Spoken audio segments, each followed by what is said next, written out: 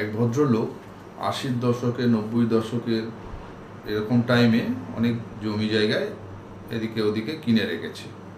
সেই জমিগুলো কেনার পরে সেগুলোকে দেখভাল করার মতন আর ওনার পরিস্থিতি ছিল না, অন্যান্য দিকে ব্যস্ত ছিল।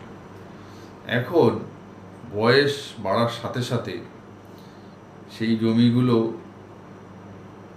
পজিশান বুঝতে গেলে বা সেই জমিগুলো দেখতে গেলে দেখা যাচ্ছে সেখানে আজ থেকে বহুদিন আগে থেকেই কিছু লোক দখল করে সেখানে বসবাস করছে, কেউ অন্য কাজে ব্যবহার করছে।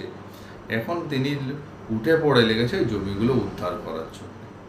তো এইটাই যদি আগে থেকে অল্প অল্প করে ফলো আপ করতো তাহলে এত সমস্যার মধ্যে পড়তে হতো না, নিজের পয়সা দিয়ে জমি কেনা। এখন সেগুলো উদ্ধার করার জন্যে এসেছে, কাগজপত্র প্রচুর, কিছু কিছু উদ্ধার হয়েছে, কিছু কিছু হতে বাকি আছে।